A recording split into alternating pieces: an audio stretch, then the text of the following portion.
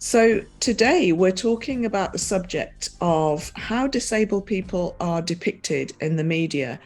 It's something we talk about a lot at Evenbreak. It's something that's really important to us.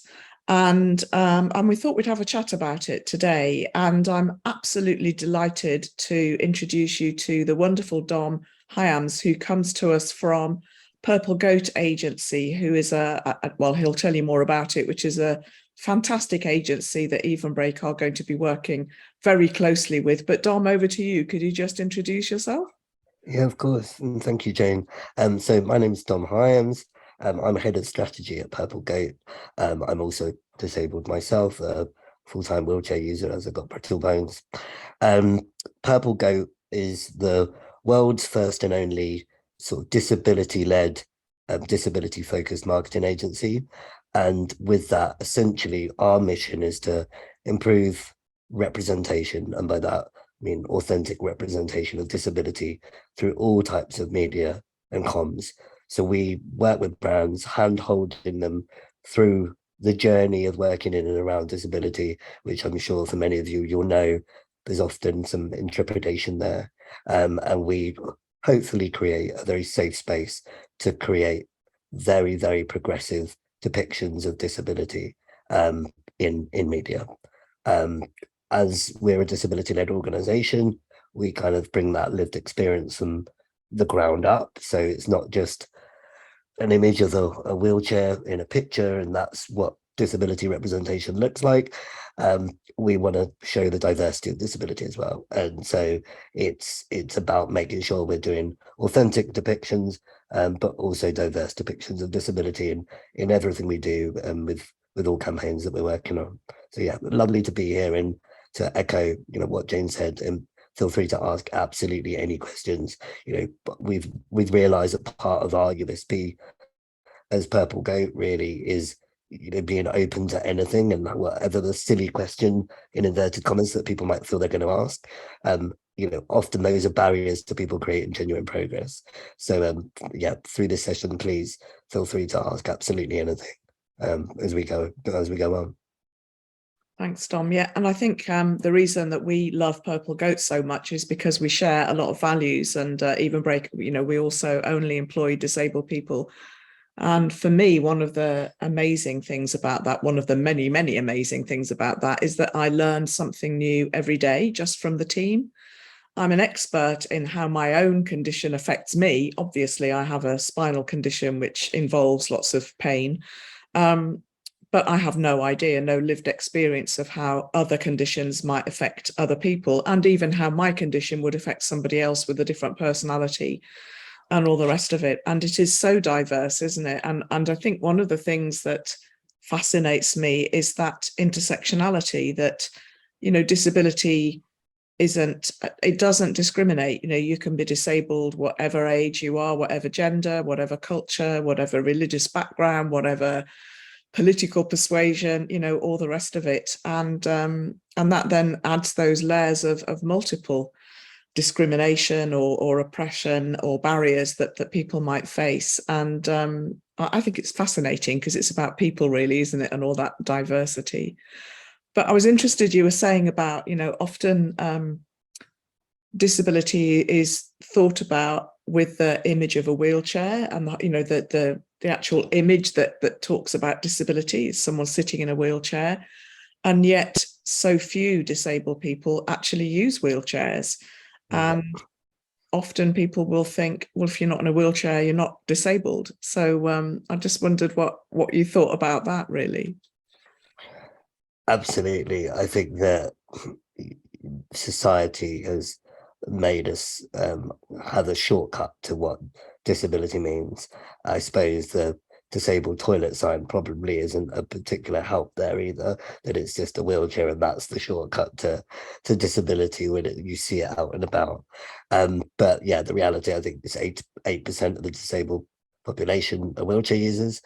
And, if we're honest, other depictions of disabled people and of the disabled community are few and far between. We so often speak to brands and they're like, well, how do we show people with non-visible disabilities? Like, how do we do that? And you go, well, why don't you ask them? And we're not trying to be, funny. We're just sort of saying like, it's difficult for you because you're not part of that community. But if you had someone in the room from that community, that's not a difficult question for them at all. And suddenly you can see these kind of, balls dropping, and they're like, oh, okay. And you say, and if you bring them in at the start of the idea, they're going to feed into the whole concept of the idea, not just to the representation we see on screen.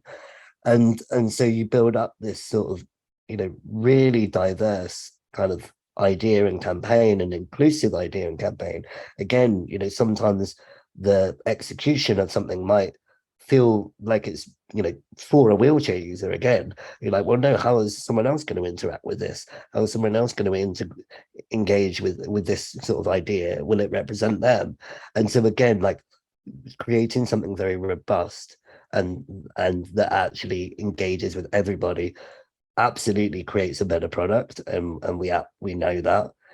But similarly means that you're not just pigeonholing yourself to 8% of the community.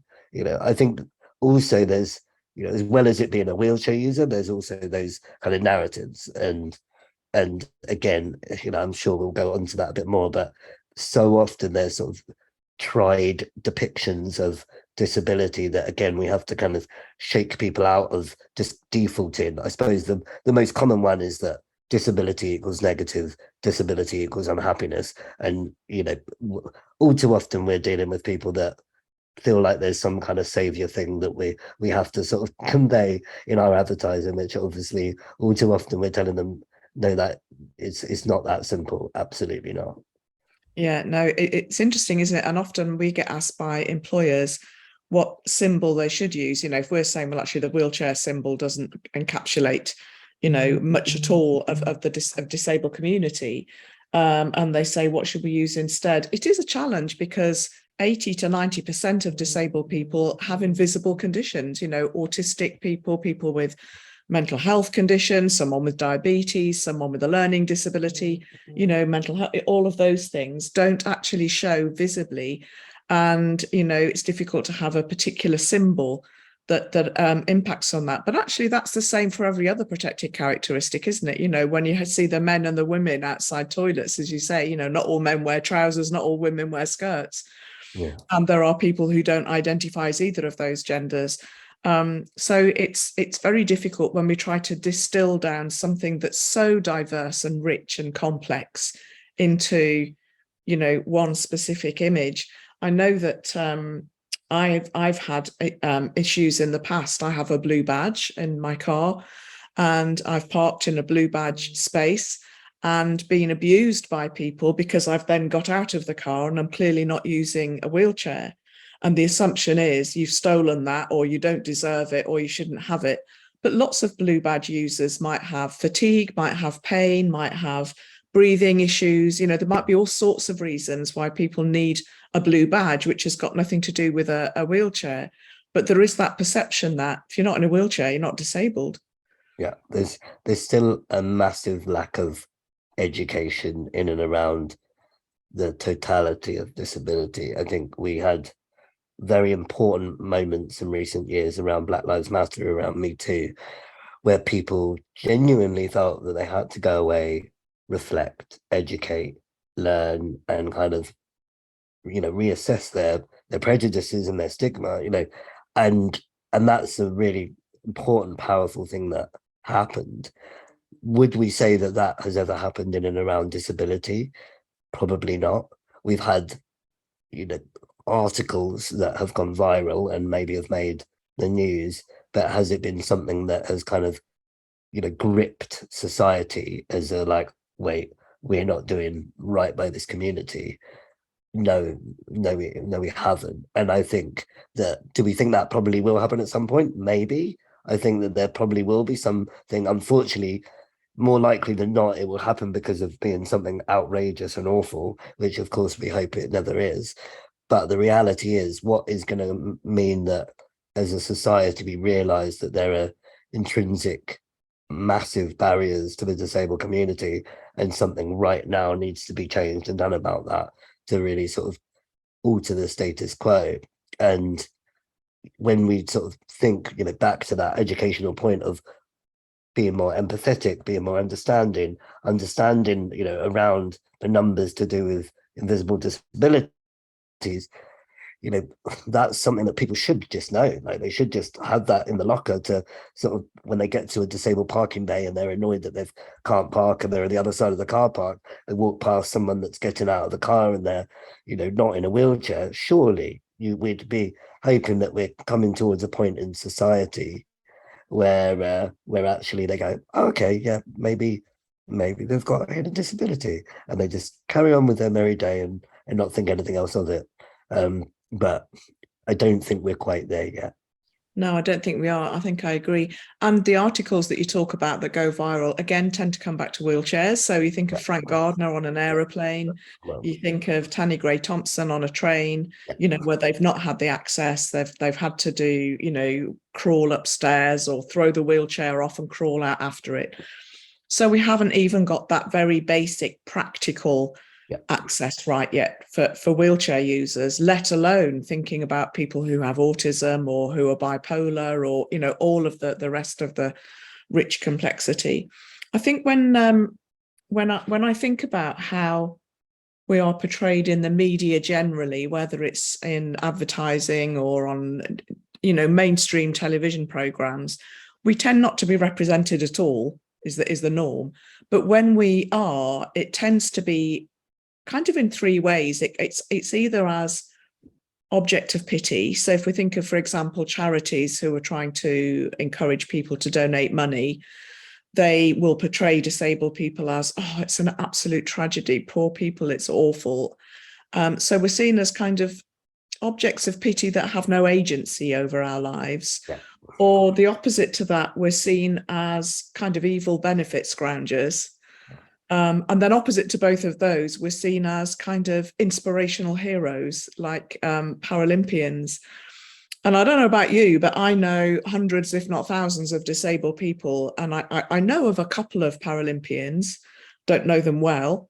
But the vast majority of people I know aren't objects of pity, aren't benefit scroungers, and aren't inspirational heroes. They're just people like me, getting on with my everyday life in the best way that I can. But we don't see that. We only see those three extremes.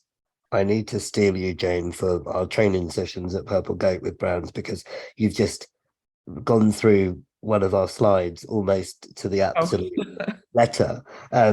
It's a scale, and the scale on one end is sort of depictions of triumph over adversity, and on the other end is that kind of pity party and benefit scrounger, and that's literally what we talk about. And then the next slide is just focusing in on the middle bit, and the middle bit is the reality of the disabled community. And so rarely do we see, the mothers, the entrepreneurs, the lovers, the families, we don't see just people, like disabled people that are people, and disability is one facet of their character, but only one facet. Yeah, absolutely. They're actually, the disabled community are complex, beings like every other being that has all sorts of inputs, and the lens of disability is only one lens that they look through, and they have all that intersectionality and all that other hobbies, interests, and backgrounds that make them what they are. And yeah, it is fascinating that we still are having that conversation where we know that there's so little genuine representation. Like in advertising particularly, we know that someone is unlikely to say, oh, we've got these three protagonists in this advert, that this is the narrative we want to kind of portray. Let's throw this disabled person in the ad and then flex the narrative accordingly, still with exactly the same intention and payoff, but let's put more representation of disability in here. That doesn't really happen. Does it happen, with other protected characteristics? Yes. Like if it was an all male advert, I think that someone would have a problem. If it was all white advert now, thankfully, again, we'd have a problem with that. But there's no precedence for people to have to do disability yet. You know, no one's really, if we're honest, going to get a rap on the knuckles and be like, wait a minute, there was no one disabled in your 50-person advert there. We, as the community, we might look at it and instantly not feel represented, and maybe, you know, our echo chamber on social media reference it. But actually, is that, you know, changing anything right now? Potentially not. And again, as an agency, that's what we go in and essentially try and shake the brands we work with to realize that, and realize that they, you know, as much as they want to be progressive and want to include disability, it shouldn't be a just like, oh, aren't we doing something wonderful here? It should just be a given. And Yeah. you know, regardless of whether you're being cancelled for not doing it or not, it should be a given. And that's what we try and, you know, upskill and educate people on, so they genuinely understand like why we need to see parity with disability and other protected characteristics. And we make up a fifth of the population. The largest minority, yeah, So the what largest minority in the world. any sort of group of people is likely to have disabled people within it, and yet we don't see that. And I think for me that it's, you know, it's bad for us because we don't, you know, we don't feel represented, but the implications, the impact of that either absence of depiction or false depiction is enormous. So I'm thinking of a friend of mine who wanted to book a family room at a hotel that was wheelchair accessible. Didn't exist. Yeah. Wheelchair people in wheelchairs don't have families. You know, Yeah. what? Yeah. Did you see the one recently with Travelodge? Because they, every single one of their wheelchair accessible rooms or accessible rooms has twin beds and not a double. So Yeah. someone somewhere made the decision to well, of course, wheelchair users won't want to be in the same bed as someone else. They'll be with a carer, you know, and Yeah. that was it's such a funny, like, small thing to see, but like the impact it has on people is massive. You know, like Yeah, those I enormous assumptions that, you know, disabled people don't have partners, don't have relationships, don't have families, don't have sex, you know, all of those things which yeah makes us somehow less than human, you know, yeah compared to other people. yeah that Um, that topic of, like, again, like those sort of topics that just aren't covered and feel awkward, like, you know, sex being one, the average Joe blogs in the population, you know, allowing themselves to think of the disabled individual as a sexual entity is, like, you know, uncomfortable. yeah, icky almost. Yeah, yeah, and we saw it with the comments around Strictly Come Dancing the other week. I can't remember even what paper it was, but you know, it was like, oh, we've become so woke now that we have put, you know, we've put Ellie Simmons in a thingy, and you're like, well, wait a minute, why is this, what's wrong with this? Like, you're uncomfortable that you're viewing disability in this way. So the only person that is doing anything wrong here is you, with your entrenched, you know, ableism. Like, it's fascinating that you get as far as to literally that be printed in the press, and no one has picked that up as an absolutely outrageous perspective to have on something. You know, you've got this predefined idea of what someone doing a waltz should look like, and you're being offended that you're seeing something different. And yeah, it's just mind-blowing that we still get that, and it's still kind of published in mainstream media without any thought around it and any apology around it either. Yeah, absolutely. Yeah. Deborah Lawson has put in a great message in the chat, signposting us to some papers around this topic, and also about the intersectionality. Oh, and says that she stayed in 13 travel lodges for 4 months after a fire, and the beds were twin. My autistic son had to stay in another room, and I was there with my husband. Couldn't get my power chair in the bathroom in 50% of the accessible rooms. We've got such a long, long way to go. It's quite frightening, really. And someone has said in the questions that they've had a similar discussion in terms of representation, when watching TV shows or adverts, what do you say to someone who argues, how do you know no one here was disabled just because you didn't see it? And this person says, I try to say that the person's disability should be woven into the narrative, but I'm not sure if that was right. This is someone who has multiple disabilities. I think that's right. But, you don't see in adverts, in soap operas, in dramas, people who behave in, a neurodiverse way, for example. Everybody is portrayed as being neurotypical.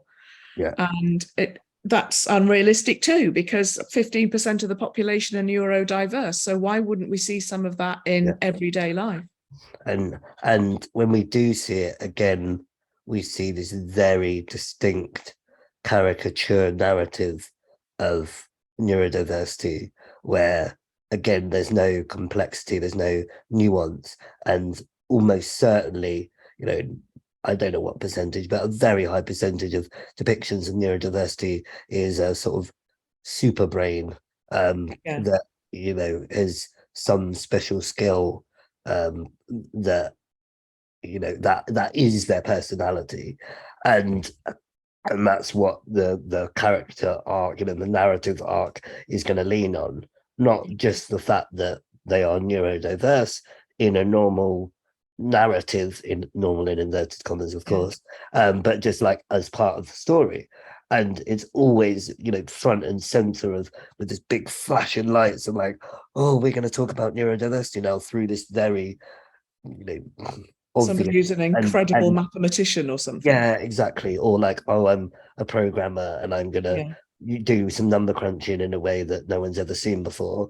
And you're going to think of me as superhuman. And my colleague Luke, he talks about this a lot, and he says, with actually that's one depiction, and then it's sort of progressed now as well to this sort of like cutesy, quirky depiction as well, where actually, people have heard this, but then like they're leaning almost the other way, and then trying to sort of just depict something that doesn't represent the actual lived experience of it, and they're just depicting this sort of cutesy sort of personality, and like not actually tackling anything that's in the reality of people with neurodiversity. So like it's Big Bang Theory or something got a caricature. So it's again, like, I know for a lot of people it seems difficult, and they would probably even hear what we're saying today and be like, oh, it sounds like a minefield. But that's because they are almost certainly a group of non-disabled people that don't know where to start. And like, that's understandable. Like, and that's what we try and say. It's understandable that if you don't have the people in the room, you are going to struggle with this and not know where to start and not know how to do it authentically. Your mission as an organization is to be open to allowing people to help you on that journey, and not just in terms of what you're seeing in terms of an ad that a company like Purple Goat can help you make, but also from what you're doing, Jane, and like, you need people in the room that are driving these conversations internally, so people understand that these are things that they have to start thinking about by default. And that there's always the two parts to it. As much as we do what we do at Purple Goat, we need the people on the inside of organizations that at the very least get it, but the reality is we need people from the community there as well. And it's mind-blowing how little representation we see in a lot of the companies we work with. Absolutely. And there's no substitute for lived experience, is there? I mean, there's no point in me thinking, I wonder what it would be like to be blind, and what would I feel like? I've got no idea how I would react. So rather than me assuming what it must be like or trying to imagine what it must be like, I'm better going to someone who's blind and saying, okay, tell me what the reality is. And that lived experience is absolutely essential. And also then recognizing that the lived experience will be different for every disabled person, that you could talk to 10 autistic people or 10 blind people or 10 people who are bipolar and get completely different answers because we all experience it differently. So it's very much about, for me, moving away from those stereotypes, like all blind people have a guide dog and read Braille, or all people who are bipolar are either high as a kite or really depressed, or, you know, the stereotypes that we tend to go to as a safe place because that's something we think is familiar is not right either, because there's so much, you know, just like you can't say, well, every woman is going to need X, Y, or Z, or every black man is going to need A, B, C. We're all different. We all need different things. And we need to be portrayed as that rich, diverse human first, as you say, who happens to have a number of characteristics, which may include a particular condition. A good example of that is within the team at Purple Goat. I would say we're all very similar in terms of our approach to disability and how comfortable we are in our own skin around disability. You know, we need to be able to take the weird and the wonderful from all sorts of companies we work with and have to push them, and sometimes you have to be very secure in your own skin to know why someone's saying something and you don't agree with it, but you're not gonna like go mad and you're like, no, this is the reason, da da da da da. And you know, we are sometimes diplomats in that way, but I think it's a real value add for the companies we work with that we can just, you know, essentially soak up anything and explain why it might not be appropriate. What I would say though is that even though we have very similar values in the team, we come at it from such different places. And again, you know, bringing it back to your kind of remit, when we think about disclosure and we think about in the team how people feel about disclosure, we couldn't be more opposite. And you know, I am someone that, you know, my disability has absolutely played a gigantic part in my life, in my experiences, in how I view the world, in my skills. And I know that that is the case, and I'm very comfortable to talk about it at all times, including in my CV and everything else. And if I'm going to have my CV put in a bin because I'm disabled, I don't want to work for that company. So for me, it's such a no-brainer. And then we have other people in the team that totally, you know, understandably go, I absolutely think it's none of their business right now what you know what my disability is. I want to get a job based on merit, and I want to get a job based on, you know, my employability. And for me, that has no impact on my disability whatsoever. And I'm not going to talk about it until, you know, I'm talking about reasonable adjustments once I'm, you know, almost certainly like got given a job offer, you know, let's say. And again, like, absolutely great that they are very clear on what they want and what they think, and that's fine.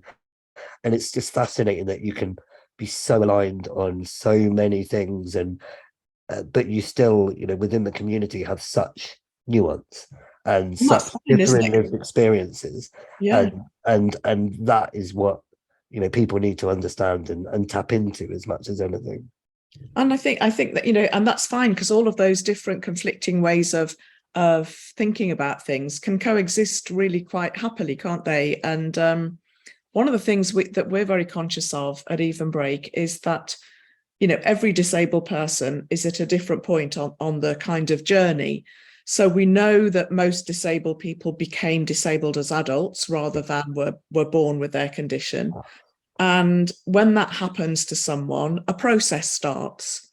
It will be different for everybody. It will last different amounts of time. People will react to it completely differently, and that's fine. And we know that, for example, some of our candidates will be like you are, like I am, absolutely comfortable with being who we are, not even having to think about, am I going to hide it? Am I going to, you know, talk about it or not? Because it's something we're very open about. But there will be people who are still in denial, who are angry. You know, why has this happened to me? This is a disaster. We know it's not a disaster, but we know it can feel like that at the time because disability is portrayed as a tragedy, and the worst thing that can happen to anybody. So that, you know, the people are different in their response to what's happening to them and around them. And it may be anger, it may be denial, it may be I'm going to find everything I can to cure me, until you get to that point where you realize, actually, I don't need to be cured. I'm fine as I am. And all of those different stages on that journey, and they're all valid. They're all absolutely valid for that individual. Donna's asked a really good question in the chat. And I think it's valid that sometimes what can happen in organizations is that because we value that lived experience, there's quite a burden on the person who has that lived experience. It's a bit like, I can remember years ago, I mean, decades and decades ago, I was in engineering, and there were very, very few women in engineering. And I was kind of expected to be the spokesperson for women in engineering. And I had to say, I can't do that. I can tell you how I feel as a woman in engineering, but I can't tell you how other women feel. And there is that danger that if we have a token disabled person on our team, all of our questions to them are, okay, so what's it like from a disabled point of view? And actually, that's not a fair question, because people can only answer for themselves, not for the entire community. So there's a responsibility not to put that burden on the one disabled person that we know we've got in the team. There's also a very interesting realization, and I think we felt it at Purple Goat, in the last few years. 99% of the time, you don't mind whatsoever, but there'll just be one day, and it'll be a sequence of things where, as an individual, something's happened or whatever, and you're just like, I'm not in the mental headspace to do this today, and it's fascinating, and you're like, no, I'm just gonna sub myself out of that need for it to be me, and let someone else take the baton. I think, again, thinking to our experience as a company, the way that we get around it, because we never have that issue internally, really, and I would say that's because we are constantly trying to upskill each other as a team on everyone's lived experience and how we evolve our thinking and our processes as a team. So we have a diversity of disability, but we've also got some members of the team that don't have disabilities, but it's not like we're not ghettoizing them and saying you can't speak for us or with us.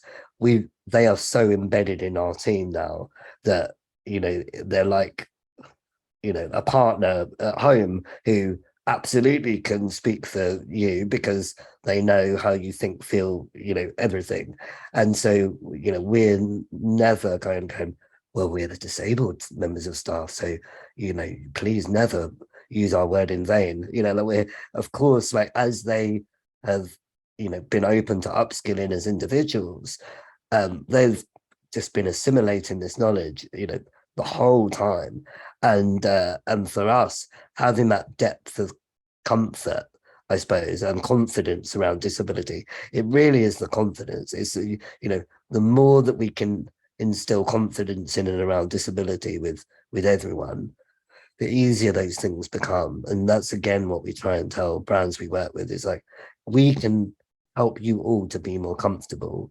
So you will ask questions, of course, but then you'll also back yourself to just know the right answer now and again as well. And if you don't know the right answer, you won't have to go through a conduit like me.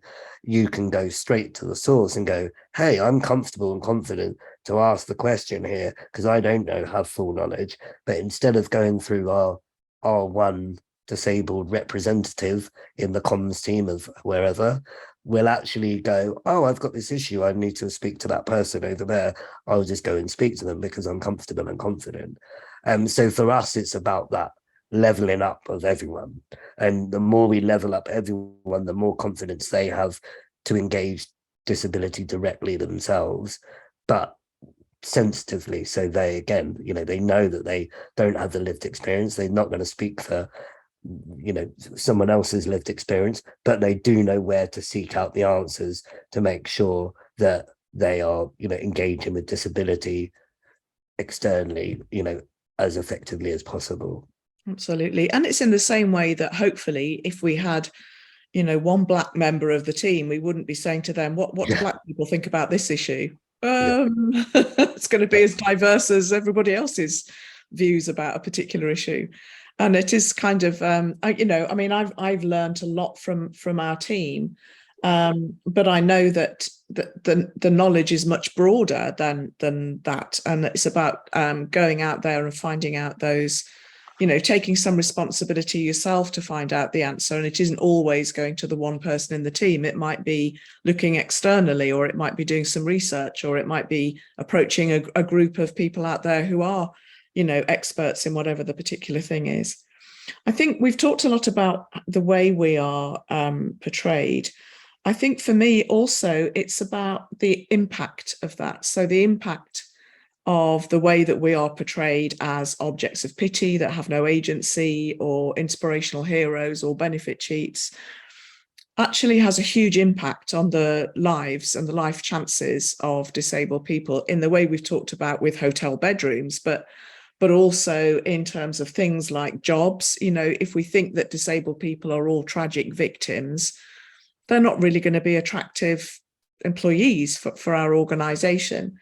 And on the other hand, if we think that all disabled people are either geniuses because they might be autistic, or heroes because they might be world-class athletes, we're going to have unrealistic expectations of disabled people when we do employ them. So I think the impact of this is tremendous. And one thing that really struck me when we've spoken before, Dom, was when you were making the comparison about how advertisers have responded to a rise in veganism. And we know about veganism, it's everywhere. There are vegan-only restaurants that, only serve vegan food, and advertising and everything is, that is very suddenly we're all aware of veganism, and there's nothing wrong with that. But when you compare that to disability, it seems out of proportion.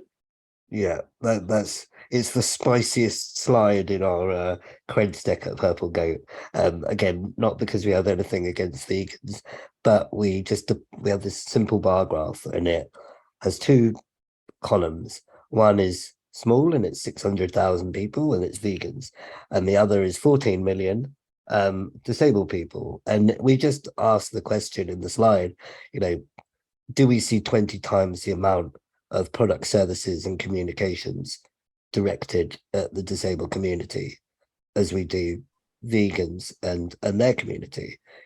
As you say, there's so many kind of vegan alternatives, vegan products, but there aren't that many vegans when we think about it. I had a really interesting conversation with someone that worked at Cook, the ready meal company, and they're not a client or anything, so I'm not breaking. This is someone I know personally, and they said that their vegan products actually are loss leaders, but they just have to put them in because it's brand identity. Like, they just have to be seen to be selling vegan products. It doesn't make them any money; it makes them a loss. And I would guess that is the case across a lot of things in and around vegan products. But interestingly, as a brand, they've identified that it's in their interest to be inclusive in that way. But again, we see that with race, we would see that with gender. People haven't woken up to the reality yet that showcasing diversity, including disability, is also really important, and also creates powerful campaigns, engaging campaigns, exciting, diverse campaigns that truly ignite people's imagination and make them engage with your product or service.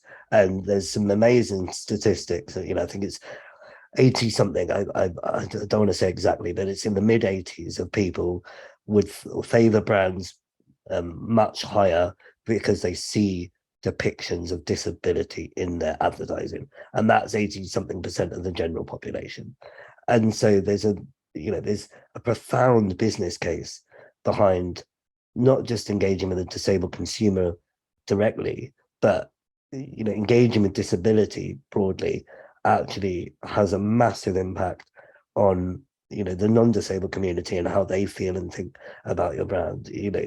They see you as a more progressive, they see you more inclusive, and they actually want to engage with that more and more. Yeah, absolutely. And I love seeing vegan product. I'm not a vegan, but I love seeing them around because it Exactly. tells me that that organization is thinking about a minority group whose needs haven't traditionally been met. And that's Exactly. fantastic. But that same argument applies for disabled people whose needs haven't traditionally been met and still aren't. And yeah, we need to be at least on the same footing, if not, as you say, 14 times greater. And it is important. And I wonder why that is. I wonder why we haven't progressed so much in terms of disability, because everybody must, we're a fifth of the population. Everybody must at least know someone who is disabled. It's a natural, ordinary, mainstream part of life that disability exists within it. Why is it that we're, as a society, so good at suddenly realizing that, oh, vegans are in our midst, we need to do something about it, but so poor at realizing we don't seem to be doing enough around disability? What do you think is holding that progress back? I think very honestly, it's still the stigma around what disability represents, and the idea that disability isn't something that could ever be anything but negative. And I think so, therefore, as a non-disabled industry, typically there's just fear around throwing in disability because it will evoke an emotion that isn't positive, isn't progressive, when the reality is that, as you say, everyone knows people that are disabled in some shape or form. At the very least, if it's more elderly members of your family, they're, whether you like it or not, they probably have disabilities, even though they might not identify as such. And again, it's that identifying as disabled, the fact that we still are, feeling sort of that there's stigma around the word. Obviously a word's a word, and whether people are saying like, oh, disability shouldn't be a word, I don't buy into that personally. I think that there's far more important things to worry about.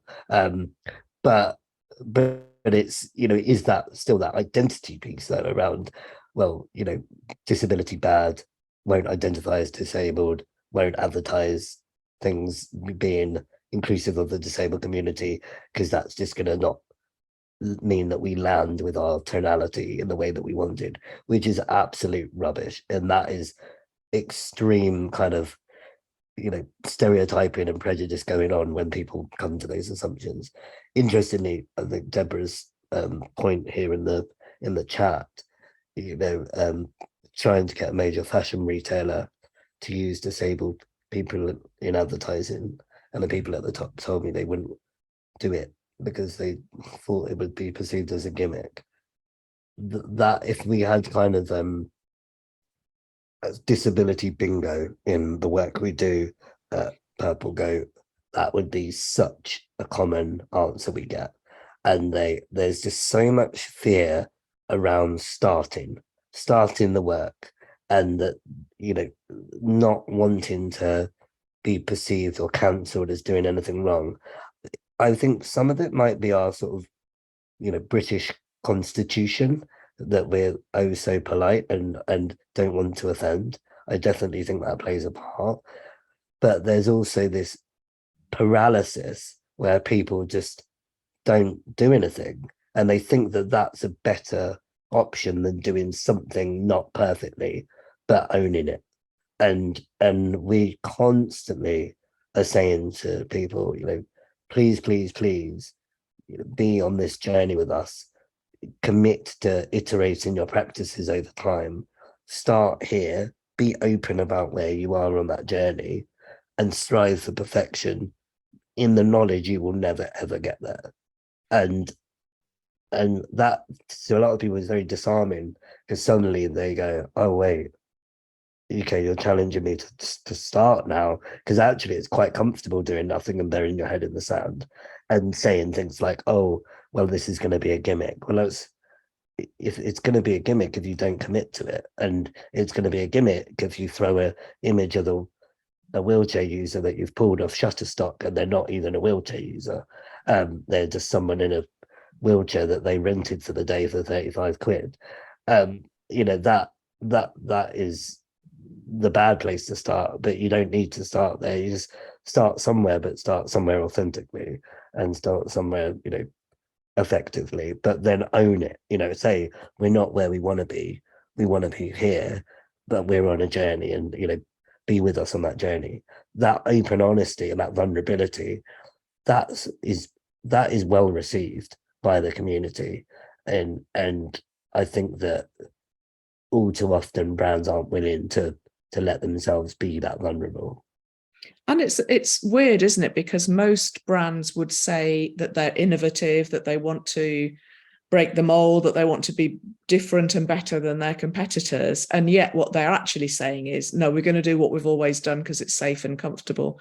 And again, we've moved on in other areas. I don't think those fashion retailers would now say, oh, if we used a black model, that would look like a gimmick. We do see black model. We've got a long way to go on race, don't get me wrong. Yeah. There's a long way to go on race and gender and sexual orientation and all the rest of it. But while we're making progress in those areas, we need to be making progress in this area as well. I think you're right about the whole stigma thing. We have a newsletter that we send out to our candidates every week, and we sign them up to it when they register on Evenbreak, and obviously they can unsubscribe at any time. And sometimes non-disabled people will end up on Evenbreak because maybe they've seen an advert on Indeed and it's pushed them through to Evenbreak, and they've registered and they've applied for the job, and then they get an email newsletter from us which is clearly aimed at disabled candidates. And sometimes we get some really abusive emails. How dare you call me disabled? It's like it's a real insult.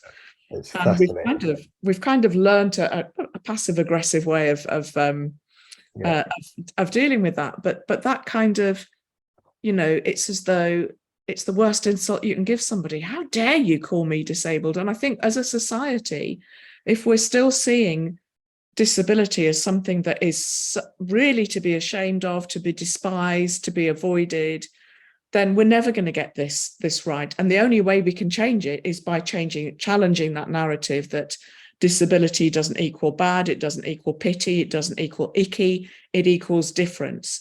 And all it means is that we have people in our society who face more barriers than others. And the solution to that isn't to hide those people away, it's to remove those barriers. And it's really hard to get that message across, isn't it? That for people who think, oh, being disabled is, someone's pregnant and it's kind of, oh, Job, it's a boy or a girl. Oh, so long as it's healthy. And I'm not suggesting that anybody who's pregnant is hoping for a disabled child, but it's as though the worst thing that could happen is having a disabled child. And actually, you speak to any parents of disabled children, and they don't think, oh my God, if only my child if only I'd aborted this child, my life would have been so much better. We're part of society, and a very valuable and rich part of society. One of my most memorable moments at school was a science teacher talking about abortion, and he was talking about, there are plenty of reasons for abortion. Brittle bones. And I mean, it was just amazing. Like all the kids in the class go, and he just, you could see this impending doom just across. How can anyone say that? I mean, like, of course, it just comes from a place of ignorance in that moment, and then instantly, he's obviously regretting saying it. But it is fascinating. You're totally right. And in adult life, it's interesting situations where people, and I'm going to say, forget I'm disabled is probably the easiest way of explaining it. And they talk about how there's a risk of X or Y in their child. And they, as you say, talk about it like it is the worst thing that could possibly have ever happened to humanity. And I'm not, like you say, I'm not for 1 second saying that you wouldn't wish your child to of course be healthy and have everything in life, every opportunity in life. Of course not. But at the same time, the fact that it is just so negative, so destructive to their outlook on life, and they go to me and they're like, we're in pieces. We think that our child might have X or Y, and that, you know, literally saying that it's going to be the worst thing ever, and I'm like, okay, like it might not be, you know. I don't quite know how to, because of course you want to I be. think that there's a need for training on that particular issue for the medical profession. Yeah, So that instead of saying, I'm so sorry to tell you, but your child might have Down syndrome, is actually not to couch it that way, but to say, oh, the tests show back that your child might have Down syndrome. Would it be helpful to talk to some parents who have children with Down exactly. syndrome so you can learn more about it? Yeah, It's a factual thing. It's not a kind of, oh my God, this is dreadful news I'm going to give you. And, because otherwise it's saying to everybody out there who has Down syndrome or has a child with Down syndrome or, that they shouldn't have existed, that the world would be a better place without them. And that's absolute, rubbish. yeah, Someone says in the chat actually here, I do think that identifying as disabled feels like such a big point. Even if people do know someone disabled, they don't actually realize it. In those rooms where people make marketing or casting decisions, they all likely know someone disabled, but they have no idea or don't think of them that way because of stigma, ignorance, or yeah, unnuanced depictions. And it's right. I've had people say to me as though it were a compliment, oh, I never think of you as disabled. yeah, And expecting me to say, oh, thank you. That's so kind. yeah. And people say to me, yeah, but you're not, you know, you're basically not disabled, even though you're physically disabled, you're not disabled. And or you're like, you don't represent the community. And I'm like, what do you mean? And then they like are totally tongue-tied Yeah. because they think because I, you know, have passions and I go out on the weekend and I've got a girlfriend, I have a close group of mates, that suddenly I'm not part of the disabled community anymore. You're not tragic enough, That's obviously. not, yeah, You're that's not leading a really what they tragic life. imagine with disability. So therefore, I'm a terrible example of that. Yeah. And it's absolutely kind of fascinating. Your point before on that sort of depiction of people in the community, you know, particularly mothers, like it was one of the most powerful experiences I've had is, so it wasn't through a hospital, it was through a friend of my girlfriend. She was a nurse at Chelsea Hospital, I think, and she was helping care for a kid with brittle bones, and the mother was from abroad and had never engaged with anyone in the disabled community, anyone in the UK disabled community or brittle bone community as well, which is actually quite a tight knit group. And on meeting me, she, like, I went into the hospital and met her and her child, and it was the most incredible eye-opening experience for me as well, because all the things that she had imagined for the future of her child instantly just got eradicated in front of her eyes. Yeah. And she was asking me, you know, did you go to school? Do you have a job? Like all of those things. And her mind, more than any other conversation I've ever had, was just being blown. And I mean, that is a very extreme example, but media depiction, you know, bringing it back to where we started, like there is a place for that's what media depiction can do. It can show absolutely everyone doing everything and fill us with more understanding and more knowledge and more nuance around a community like the disabled community. And that's why you could never argue that strong representation of disability in all its facets isn't a good and a positive thing to depict. Yeah. Yeah, no, absolutely. So we've come to the end of our time. I wondered if you've got a sound bite on what people can do, people who are listening to this conversation now, who I'm assuming are violently agreeing with everything that we're saying, but may feel a bit kind of, okay, so I get it, but what can I do about it? Anything that you think we should be doing as a society, as individuals that can actually move this forward? Very quickly, one that's very easy: start engaging and following with disabled individuals. So whether it's on LinkedIn, on social media, follow disabled people. And it sounds like a simple thing, but it's a really powerful thing. And you'll hear a breadth of lived experiences and things that come on their radar and how they view the world, and that will build your understanding. Secondly, start somewhere yourself. So if you think that you're not doing enough, then like, what can you do today to start changing that? How can you become more inclusive as an individual, and what's the baby step you can take today to start that process? And then the final thing is, lean on the lived experience of disabled people and be comfortable and confident to do so. Any question that you would ask an individual has been asked to them a million times before. So be comfortable and confident to ask what you want and need to progress the conversation forward as well. Absolutely.